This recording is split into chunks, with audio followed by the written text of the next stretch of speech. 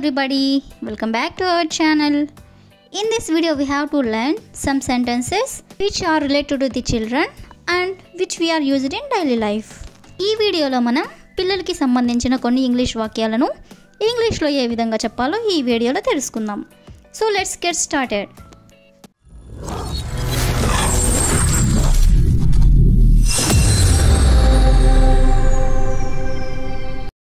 Before going to the topic, if you like this video, please like and share to your friends and family members, and also don't forget to subscribe my channel. Okay, coming to the topic, first one is నేల తడిగా ఉంది పరిగెత్తితే పడిపోతావు. నేల తడిగా ఉంది అనే దాన్ని మనం ఇంగ్లీష్లో the floor is wet. The floor is wet అంటే నేల తడిగా ఉంది అని. పరిగెత్తితే పడిపోతావు. ఇఫ్ యు రన్ అంటే నువ్వు పరిగెత్తితే you will fall. You will fall అంటే పడిపోతావు. పరిగెత్తితే పడిపోతావు అనే దాన్ని మనం if you run you will fall. Next one is కిటికీలోంచి చూడకు. కిటికీలోంచి చూడకు. పిల్లలతో జనరల్గా ఇలా చెప్తూ ఉంటారు కదా, సో దీన్ని మనం ఇంగ్లీష్లో don't peep through the window. Don't peep through the window అంటే కిటికీలో నుంచి చూడకు అని. నెక్స్ట్ వన్ ఈస్ బిగ్గరగా మాట్లాడడం నేర్చుకో. బిగ్గరగా మాట్లాడడం నేర్చుకో అంటే బిగ్గరగా అంటే పెద్దగా మాట్లాడడం నేర్చుకో అని. సో దీన్ని ఇంగ్లీష్లో learn to speak louder. Learn to speak louder. Louder అంటే బిగ్గరగా అని. బిగ్గరగా మాట్లాడడం నేర్చుకో అంటే learn to speak louder. Next one is వేగంగా తింటే ఎక్కిళ్ళు వస్తాయి. వేగంగా తింటే ఎక్కిళ్ళు వస్తాయి. వేగంగా అంటే త్వరగా అని, అంటే ఫాస్ట్గా తింటే ఎక్కిళ్ళు వస్తాయి అని. సో దీన్ని మనం ఇంగ్లీష్లో ఎలా చెప్పాలంటే if you eat fast you will get hiccups. If you eat fast అంటే నువ్వు వేగంగా తింటే యూ విల్ గెట్ హికప్స్ అంటే ఎక్కిళ్ళు వస్తాయి అని.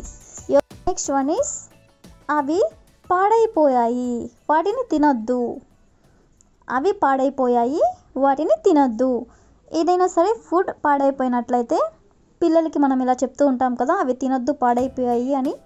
సో దీన్ని మనం ఇంగ్లీష్లో they are spoiled. They are spoiled అంటే అవి పాడైపోయాయి. వాటిని తినొద్దు. వాటిని తినొద్దు అనేదాన్ని మనం ఇంగ్లీష్లో don't eat them. Don't eat them అంటే వాటిని తినొద్దు అని. నెక్స్ట్ వన్ ఈస్ నువ్వు స్కూల్లో నీ స్నేహితులతో గొడవ పడ్డావా. నువ్వు స్కూల్లో నీ స్నేహితులతో గొడవ పడ్డావా.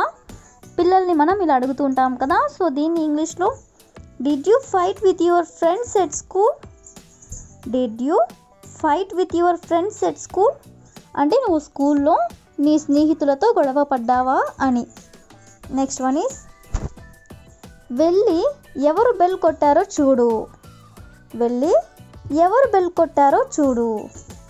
సో దీన్ని మనం ఇంగ్లీష్లో ఎలా చెప్పాలంటే go and see who rang the bell. Go and see అంటే వెళ్ళి చూడు. హూ ర్యాంగ్ ద బెల్ అంటే ఎవరు బెల్ కొట్టారో. నెక్స్ట్ వన్ ఈస్ పుస్తకాన్ని ఎవరు చింపారు. పుస్తకాన్ని ఎవరు చింపారు ఇలా అడగాలనుకున్నప్పుడు దీన్ని ఇంగ్లీష్లో who tore up the book. Who tore up the book అంటే పుస్తకాన్ని ఎవరు చింపారు అని. నెక్స్ట్ వన్ ఈస్ నేల జారుతుంది జాగ్రత్తగా నడువు. నేల జారుతుంది అనే దాన్ని మనం the ground is slippery. The ground is slippery అంటే నేల జారుతుంది. జాగ్రత్తగా నడువు అనేదాన్ని మనం వాక్ కేర్ఫుల్లీ. వాక్ కేర్ఫుల్లీ అంటే జాగ్రత్తగా నడువు అని. నెక్స్ట్ వన్ ఈస్ నాకు తెలియకుండా ఏం తింటున్నావు. నాకు తెలియకుండా నువ్వేం తింటున్నావు అని ఇలా అడుగుతూ ఉంటారు కదా, సో దీన్ని ఇంగ్లీష్లో what are you eating without my knowledge. What are you eating అంటే ఏం తింటున్నావు. వితౌట్ మై నాలెడ్జ్ అంటే నాకు తెలియకుండా. నాకు తెలియకుండా నువ్వేం తింటున్నావు అని అడగాలనుకున్నప్పుడు what are you eating without my knowledge. Next one is నువ్వు కొంచెం త్వరగా నిద్ర లేవాలి. నువ్వు కొంచెం త్వరగా నిద్ర లేవాలి. సో దీన్ని ఇంగ్లీష్లో you should Wake up a little early. You should Wake up a little early. Little early అంటే కొంచెం త్వరగా అని. నువ్వు కొంచెం త్వరగా నిద్ర లేవాలి అంటే you should Wake up a little early. Next one is ఎందుకు తలుపు బాదుతున్నావు. ఎందుకు తలుపు బాదుతున్నావు. దీన్ని మనం ఎందుకు తలుపులు తడుతున్నావు అని కూడా అంటారు. సో దీన్ని ఇంగ్లీష్లో why are you banging on the door. Why are you banging on the door అంటే ఎందుకు తలుపు బాదుతున్నావు అని. నెక్స్ట్ వన్ ఈస్ నీకు అర్థం కాకపోతే అడగటానికి భయపడకు. అంటే నీకేమైనా అర్థం కానప్పుడు నన్ను అడగడానికి భయపడకు అని. సో దీన్ని ఇంగ్లీష్లో don't be afraid to ask if you don't understand. Don't be afraid to ask అంటే అడగడానికి భయపడకు. ఇఫ్ యూ డోంట్ అండర్స్టాండ్ అంటే నీకు అర్థం కాకపోతే.